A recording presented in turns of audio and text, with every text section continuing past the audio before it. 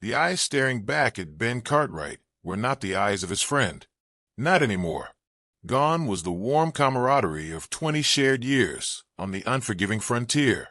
In their place, a terrifying concoction of raw fear and insatiable avarice burned, the reflection of flickering lamplight dancing like devil fire in Walt Miller's pupils.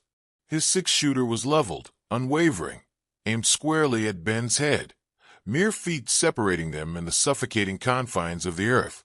Between them, a pitifully small pile of glistening gold nuggets seemed to sneer. How had a bond stronger than blood, forged in hardship, shattered into this? Two brothers by choice, now poised for mutual destruction, all for a handful of shiny, indifferent rocks. The answer, Ben felt with a cold certainty, was a poison that had seeped into Walt's very soul, a madness he was only now beginning to comprehend. Ben Cartwright and Walt Miller. Their names had echoed together across dusty plains and through shadowed canyons for as long as anyone who'd crossed their path could recall. They'd ventured forth from Missouri as lean, hopeful youths, leaving little behind but the taste of dust and shattered prospects. For 2 decades, the immense, untamed frontier had been their proving ground, their relentless teacher, their frequent tormentor. They'd shared meager blankets under skies so thick, with stars they felt like a crushing weight on the silent earth. They'd scarred their hands digging countless barren holes in sun-scorched clay and frost-hardened ground, their backs a constant throb of protest. They had nursed each other through bone-shaking fevers in drafty, makeshift shelters and weathered lean seasons that would have fractured lesser spirits. Their loyalty to one another was the sole, unwavering constant in a life defined by perpetual uncertainty and fleeting hope. Ben, the elder by a handful of years, was the anchor, thoughtful, deliberate, his words chosen with care. His was the steady hand that double-checked the pack mule's cinch, that carefully rationed the last drops of murky water, that saw the bruised purple of storm clouds massing on the horizon when Walt was still captivated by the distant yip of a lone coyote. Ben provided the ballast in the often stormy seas of their prospecting existence. Walt Miller, conversely, was the fire, quicker to laugh, quicker to spin a grand dream from the thinnest of hopes, and Ben had to admit, quicker to flare into anger. He was the restless wind in their tattered sails, perpetually convinced that the next sun-drenched valley, the next stubborn rock face, held the fortune that would change their lives. His unflagging optimism, though sometimes bordering on reckless, had dragged them through more pits of despair than Ben cared to count. Their connection transcended mere partnership.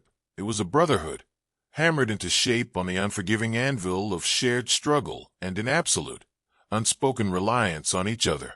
In the rough-hewn, transient mining camps they drifted through, their unshakable steadfastness was a quiet legend, 2 distinct halves of a single, remarkably resilient whole, each man, without fail, watching the other's back.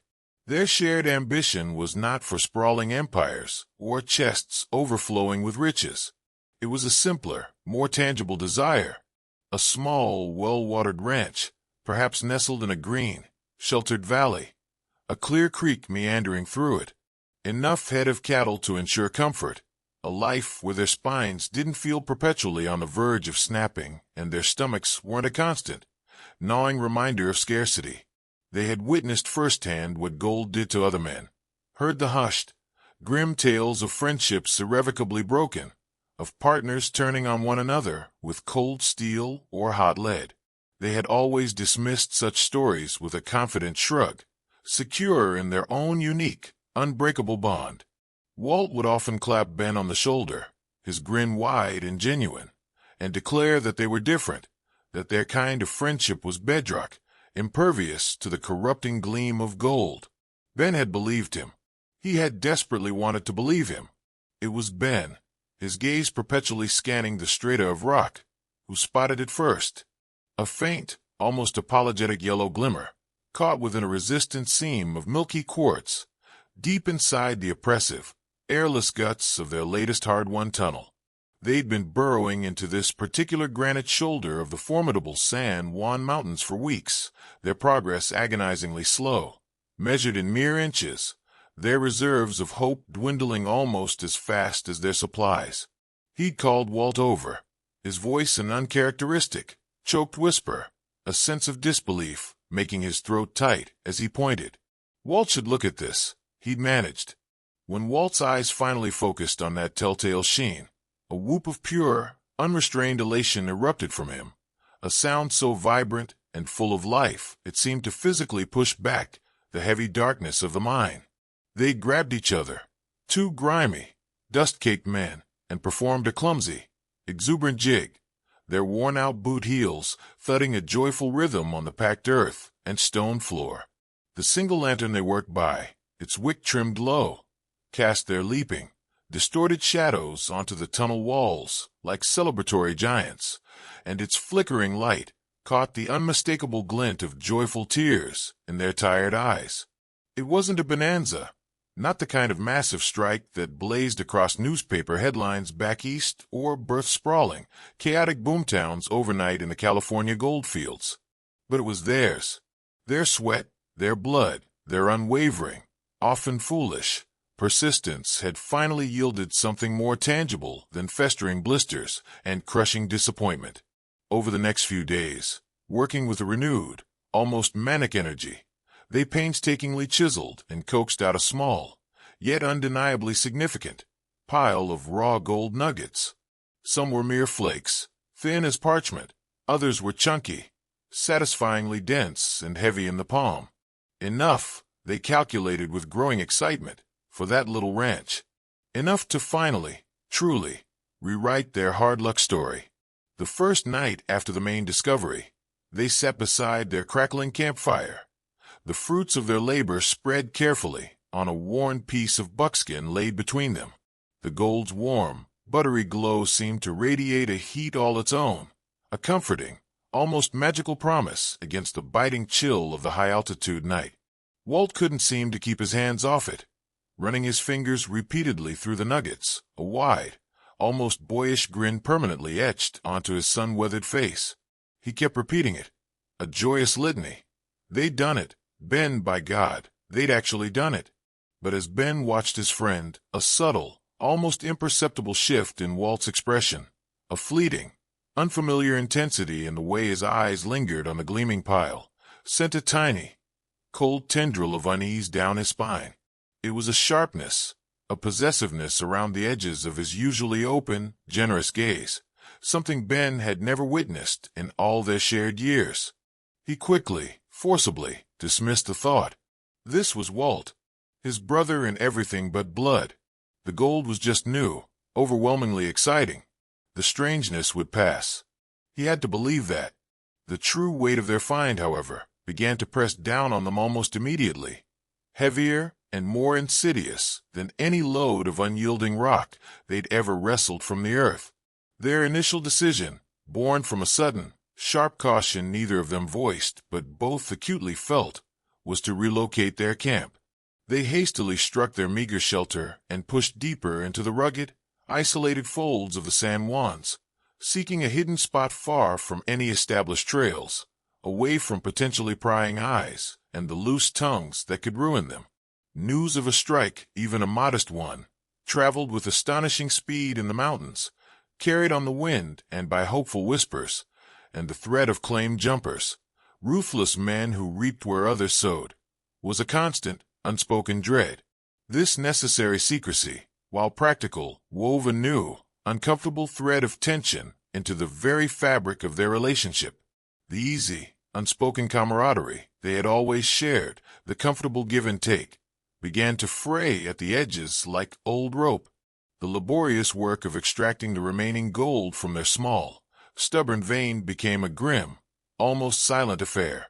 The shared jokes that lightened the toil, the good-natured ribbing, the companionable silences punctuated only by the grunts of effort and the ring of steel on rock, all of it slowly, inexorably, withered and died, replaced by a tense, singularly focused industry. Each man seemed locked in his own world of effort and calculation. Every swing of the pickaxe, Every swirl of icy creek water in the rusty pan was now mentally measured against the growing pile of nuggets they kept meticulously hidden beneath a specific loose stone in their shared, cramped tent. Laughter became a forgotten currency, hoarded as tightly as their newfound wealth. Walt, who had always possessed the enviable ability to sleep like a felled log through any storm or discomfort, now startled at the slightest sound, a snapping twig, the distant hoot of an owl. Ben began to notice, with a prickle of disquiet, that Walt had taken to sleeping with his portion of the already divided day's take tucked securely under his makeshift pillow, his right hand never straying far from the reassuring butt of his holstered pistol, even in slumber. More than once, Ben observed Walt meticulously, almost obsessively, counting the nuggets in the communal pouch before they did their ritual evening split, his lips moving silently, his brow furrowed in an uncharacteristic display of intense concentration. It was a subtle change, a slight tightening in Walt's demeanor, but it pricked at Ben like a persistent burr lodged under a saddle blanket. One particularly still night, Ben woke with a sudden jolt, a strange, indefinable unease pulling him from a shallow, restless sleep. The fire outside their lean-to had burned down to a bed of faintly glowing embers. In the pale, ghostly moonlight filtering through the tattered canvas, he saw Walt's hunched silhouette. He was crouched over the main stash of gold, which they had explicitly agreed to keep together, untouched, until they were ready to leave the isolation of the mountains. Walt wasn't touching it, just staring at it, his stillness absolute and unnerving. When Ben shifted position, the slight rustle of his woolen blanket sounded as loud as a gunshot in the profound quiet. Walt spun around with a shocking, almost feral quickness, his eyes wide and strangely defensive in the dim, ethereal light. He just checking if it was safe, Walt stammered, his voice a harsh, strained whisper. He claimed he'd heard a branch snap outside, the unspoken accusation that Ben might have been the source of the noise, or worse, that Ben harbored designs on the gold, hung heavy and suffocating in the small, confined space between them. Ben said nothing, merely nodded slowly and turned away, but the chill of that encounter chased sleep from him for the remainder of the night. The air felt colder, the silence more profound. He, too, found himself becoming more watchful, his senses stretched taut, honed to a razor's edge. The rustle of aspen leaves in the night breeze, the distant, mournful cry of a night bird, sounds he'd barely registered before, now made him pause, listen intently, his hand unconsciously drifting closer to his own weapon. The shared dream of their idyllic ranch, the little spread with the clear, running creek, was still occasionally spoken of, but the words felt hollow, empty, like reciting lines from a play whose true meaning had been irrevocably lost. It felt like a distant, sunlit shore, and a cold, dark, powerful current of suspicion was steadily pulling them apart, out into a dangerous, unknown sea of distrust. They began to converse less and less, and when they did, their words were clipped, guarded, each man seemingly terrified of betraying some hidden, unwelcome thought. The profound, enveloping silence of the high mountains, once a shared comfort and a source of peace, now seemed to amplify their growing distrust, making it echo ominously in the empty, widening spaces of their conversations. The true breaking point, the moment the almost invisible hairline fracture in their decades-old bond violently split into a gaping, unbridgeable chasm, arrived during a miserable, soul-dampening week of relentless, sleet-filled days. The pervasive cold and dampness seeped into their bones, a perfect mirror to the icy chill that had permanently settled between them. They were cooped up, prisoners in their small, cramped lean-to, the precious, trouble-causing gold hidden beneath its designated loose rock in the damp dirt floor. Their meager supplies of flour and stringy jerky were dwindling at an alarming rate, and the constant, gnawing hunger sharpened their already frayed tempers. Walt, already strung tighter than a banjo string, became utterly convinced that a stray, hunger-looking coyote they'd heard yelping mournfully in the distance one particularly bleak night was actually a scout, for a band of ruthless claim jumpers. He'd spent the entire sleepless night on armed guard just outside their flimsy shelter, his heavy rifle clutched in his whitened hands, his face growing more gaunt, more shadowed, more haunted with each passing, frigid hour. Ben had tried to reason with him, to inject some logic into the rising tide of his fear, but Walt's apprehension had solidified into a stubborn, irrational conviction that no amount of gentle persuasion could dislodge. The following morning, the air inside the lean-to was thick enough to choke on, heavy with unspoken resentment and simmering hostility. Walt, his eyes bloodshot and restlessly darting, fixed Ben with an intense, accusing stare. He stated, his voice low and gravelly, that one of them was gone. One of the nuggets from his personal stash. He had counted them meticulously last night, before he went on his self-imposed watch, and he had counted them again that very morning. He warned Ben not to dare lie to him. Ben felt a cold shock course through him, instantly followed by a surge of bewildered, helpless anger. He asked Walt, his voice trembling slightly with disbelief, what in God's name he was talking about. He hadn't touched Walt's gold. Walt knew he wouldn't. Walt let out a harsh, humorless bark of a laugh. Oh, he knew Ben wouldn't, once upon a time. But gold changes people, he sneered.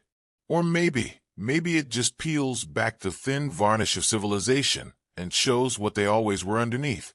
The accusation, so blatant, so utterly unjust, cut Ben to the very core of his being. He demanded to know if Walt truly thought he would steal from him. From him? After all these damn years, all they had endured together side by side? His voice rose, laced with an indignation he couldn't and wouldn't suppress. Walt conceded, his eyes narrowing to predatory slits, that maybe it wasn't outright stealing, maybe just borrowing, or perhaps Ben thought he wouldn't notice. Maybe Ben thought he was stupid. The argument escalated rapidly from there. Bitter words and venomous recriminations flung between them like sharp, jagged stones, each one chipping away another piece of the once solid, unshakable foundation of their friendship. Decades of shared history, of mutual reliance and affection, seemed to evaporate in the white-hot heat of their anger, replaced by a poisonous brew of suspicion and deep-seated resentment. Ben, desperately trying to cling to some last vestige of reason, to somehow salvage something, anything, from the rapidly crumbling wreckage of their bond, finally made a strange suggestion. If that's how Walt felt, they should divide the main stash. Right then and there. Then there would be no more question, no more doubt, about whose gold was whose. The division was a tense, profoundly miserable affair. They piled all the gleaming gold onto the worn piece of buckskin, and, piece by painstaking, agonizing piece, they separated it into two distinct piles. Each man eyed the other's accumulating share with a hawk-like, unwavering intensity, silently, suspiciously judging the weight and size of every single nugget. The oppressive silence was broken only by the faint, cold clink of gold on gold, a sound that now seemed predatory, cruel, and utterly devoid of its former promise. That night, they slept at opposite ends of the small, confining lean-to, their backs resolutely turned to each other, a palpable wall of ice and unspoken, bitter hostility separating them as surely as if it were made of stone. Ben lay awake for hours, staring into the impenetrable darkness, the bone-deep cold seeping into his very soul. He knew, with a chilling, irrevocable certainty, that something fundamental, something precious and irreplaceable, had been broken beyond any hope of repair. Walt wasn't just suspicious or greedy anymore. He was transforming, devolving into a stranger, a volatile, dangerously unpredictable stranger. And that profound change made him a threat. A few days later, the fragile, unspoken truce they'd managed to establish shattered completely and irrevocably. Ben had been working a new, shallow seam a short distance from their main tunnel, his pickaxe rising and falling with a tired, mechanical rhythm, hoping to find a few more precious colors to add to his dwindling pile of personal gold. He heard a noise from the direction of their camp, a furtive, rhythmic scraping sound. It wasn't the usual, familiar sound of mining. His heart began to pound a nervous, insistent rhythm against his ribs. Setting down his pick with deliberate quietness, he crept back towards their lean-to, moving with the ingrained, cautious silence of a seasoned hunter stalking wary prey. He didn't see Walt at the camp itself. Instead, his gaze was drawn further up the small, rocky, brush-choked ravine that sheltered their isolated site. There, partially hidden by a gnarled, resilient scrub pine, was Walt. He was on his knees, frantically, almost savagely, digging a small hole in the hard-packed earth with his bare, bleeding hands and the rusty blade of his skinning knife. Ben watched, concealed by a jumble of boulders, as Walt retrieved a small, bulging leather pouch from inside his flannel shirt, placed it carefully into the shallow hole, and then hastily, almost guiltily, covered it with loose dirt and scattered rocks, glancing around with jerky, paranoid movements. Satisfied with his concealment, Walt scurried back towards their shared tunnel, disappearing inside its dark maw like a disturbed rodent. Ben waited until he was absolutely certain Walt was out of sight and earshot before cautiously, reluctantly, approaching the freshly disturbed earth. His hands trembled slightly as he knelt and began to dig. Buried shallowly was indeed a small, dirt-stained pouch. He opened it with a sense of profound dread. Inside were several of the larger, more distinctive nuggets from Walt's own share of the gold, the share they had so tensely, so miserably, divided only days before. A cold, sickening dread settled heavily in Ben's stomach. Walt wasn't just hoarding his gold now. He was actively hiding it, presumably from Ben, or from the legions of imaginary, spectral thieves his escalating paranoia was constantly conjuring. But then Ben's searching fingers, sifting through the loose soil, found a second, smaller, hastily dug depression nearby. This one was empty, just a shallow, insignificant scrape in the dirt. A truly chilling, labyrinthine thought struck him with the force of a physical blow. Had Walt taken some of Ben's share earlier, when the first accusations flew, hidden it somewhere, and then, in his increasingly fractured, unreliable mental state, forgotten where he'd put it? Or was this new hiding spot for his own gold, and Ben had merely stumbled upon it after Walt had already moved some of the contents? Or worse, far worse, was Walt deliberately planting these caches, perhaps intending to discover them later and vehemently accuse Ben of the theft, if Ben himself reported some of his own gold missing? The already blurred lines between objective reality and Walt's paranoid, gold-fueled delusions were dissolving into a terrifying, inescapable mire of suspicion and potential danger. Later that same day, the simmering storm finally, irrevocably broke. Walt emerged from the oppressive darkness of the tunnel, his eyes fever-bright and unervingly intense, burning with a strange, unsettling light. He approached Ben, who was methodically mending a frayed strap on his saddlebag, his movements deliberately slow, measured, and non-threatening. Walt spoke, his voice strangely, unnaturally calm, yet laden with a heavy, unmistakable insinuation. "Funny things happen in these mountains, Benny," he said. "Gold just walks away sometimes." He paused, letting the ominous words hang heavily in the still, charged air. "3 of his biggest nuggets, Ben," he continued, his voice dropping to a near whisper. "Gone. Vanished from the pouch he kept right by his bedroll." He didn't outright accuse Ben, not in so many direct words, but his unwavering, piercing gaze was a physical weight, heavy with suspicion, with unspoken blame, with a dangerous certainty. His right hand rested, almost casually, yet with clear intent, on the worn butt of his holstered six-shooter. Ben felt a suffocating wave of despair wash over him, mingled with a rising, chilling fear. He looked directly into Walt's eyes and saw not his old friend, not the man he'd shared 2 decades of his life with, but a man utterly consumed, hollowed out by his obsession. Walt's paranoia was no longer a flickering, intermittent spark. It was a raging, uncontrollable inferno, burning away his reason, his loyalty, his very sanity. The gold hadn't just made him possessive and suspicious. It was actively, demonstrably driving him mad. He was seeing thieves in every shadow, in every rustle of the wind, and the deepest, darkest shadow of all, it seemed, was now cast by the man who had once been his brother.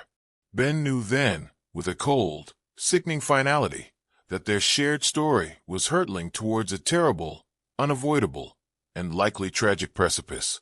The final, tragic descent into that waiting abyss happened where it all began, in the cold, damp, suffocating belly of the earth. They were both working, side by side yet worlds apart, in the cramped, narrow confines of the main tunnel.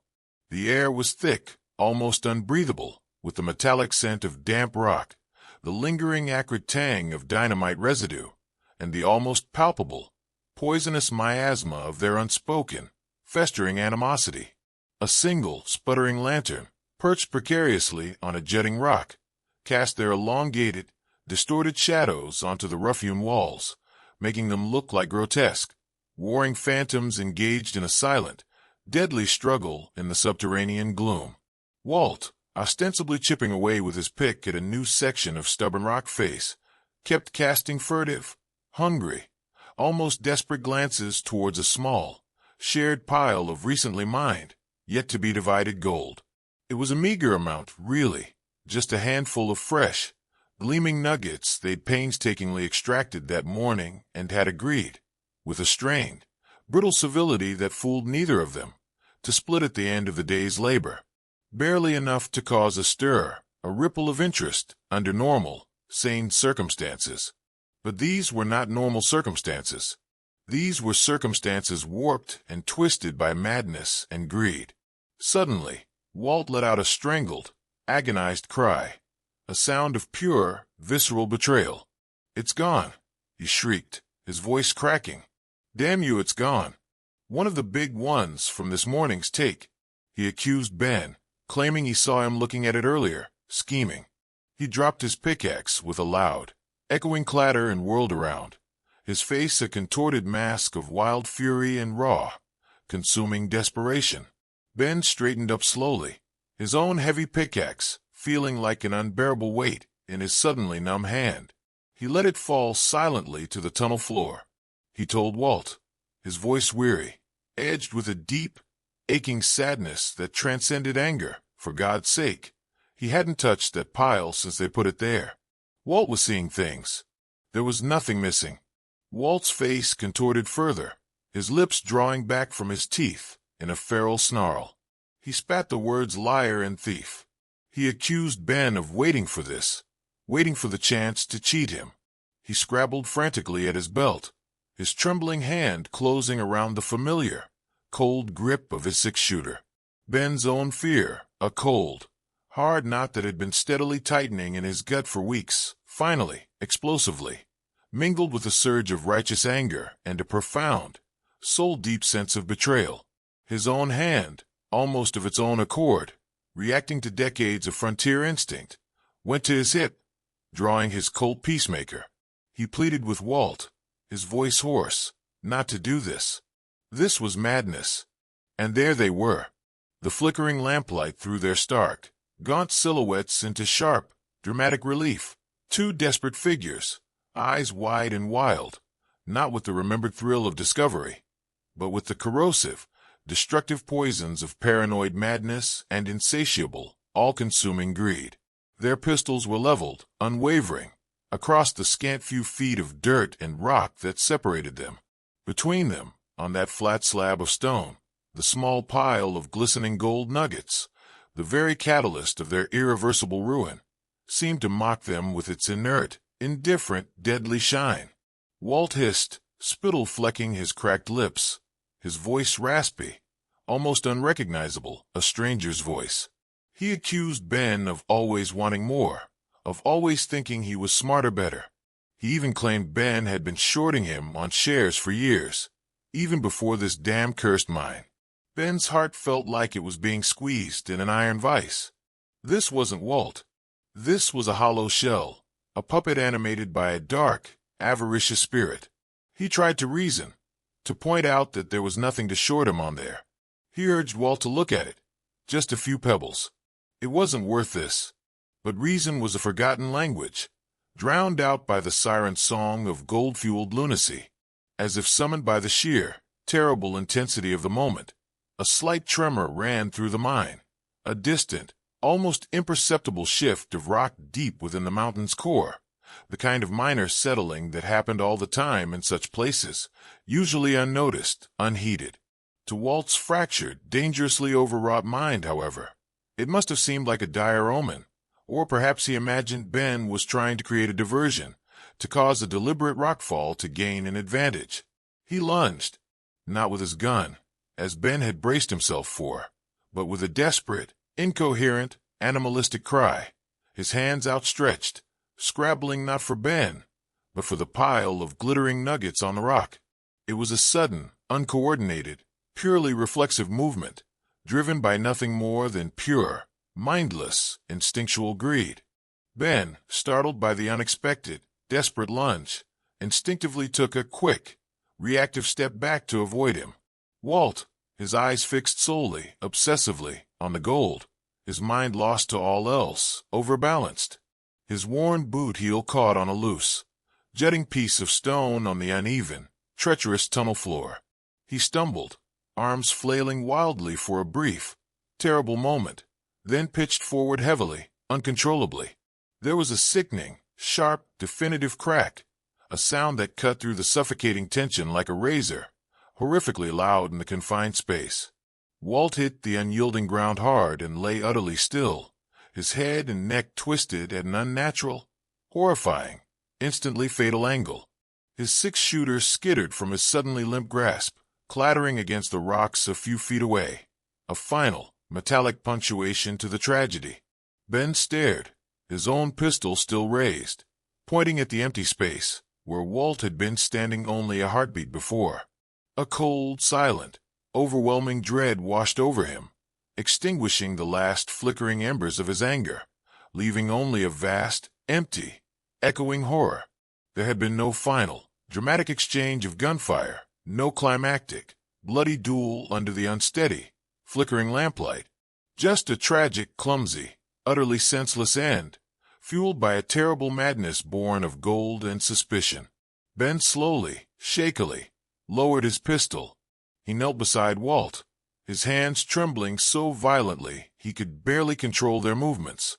He reached out a hesitant, trembling hand, touched Walt's still neck, desperately searching for a pulse, for any faint, lingering sign of life. There was none. Walt Miller, his friend of 2 decades, his brother in all but blood, was dead, killed not by Ben's bullet, as he had feared might happen, but by the fevered, relentless greed that the discovery of a few shiny, indifferent rocks had ignited and fanned into an all-consuming, destructive inferno in his tormented soul. The handful of nuggets, the glittering, deadly prize for which everything, friendship, loyalty, sanity, life itself, had been sacrificed, lay undisturbed on the rock, glinting innocently, almost mockingly, in the unsteady, indifferent lantern light. Ben holstered his pistol, the familiar, comforting weight of it suddenly feeling alien and unbearable. He sank back on his haunches and sat there for a long, long time, the profound, oppressive silence of the mind pressing in on him, broken only by the ragged, choked, painful sounds of his own harsh breathing. He looked at the gold, its luster now seeming vile, then at Walt's still, silent form. It wasn't worth it. None of it.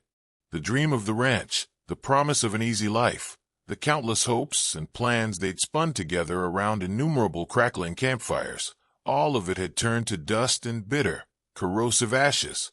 With a heart heavier than any mountain stone he'd ever lifted, he eventually stirred himself. He couldn't leave Walt there, in the cold, suffocating darkness of the mind they had dug together, a tomb of their own making. With a Herculean, grief-stricken effort, born of a deep, sorrowful, unbreakable duty, he gathered Walt's lifeless body into his arms. The man who had once been so full of irrepressible laughter and wild, boundless hope felt impossibly, crushingly heavy. He carried him out of the tunnel, blinking painfully in the harsh, unforgiving light of the late afternoon sun. On a lonely, windswept mountainside, overlooking a vast, indifferent valley that stretched towards a distant horizon they had once dreamed of sharing. Ben buried his friend. He built a cairn of heavy, jagged rocks over the shallow grave, a rough, solitary, silent monument to a bond that had been precious, and now was irrevocably shattered. He went back into the mine one last, final time. He looked at the divided piles of gold, his and Walt's, now meaningless. He took only enough for a cheap, sturdy horse and passage far, far away from the cursed San Juan Mountains, far away from the tainted claim and the agonizing memories it held like a festering wound. The rest of it, the bulk of their find, the glittering source of so much irretrievable grief, he gathered with shaking hands and scattered back into the darkest, deepest crevices of the tunnel, a bitter, cursed offering to the mountain that had ultimately taken everything from them.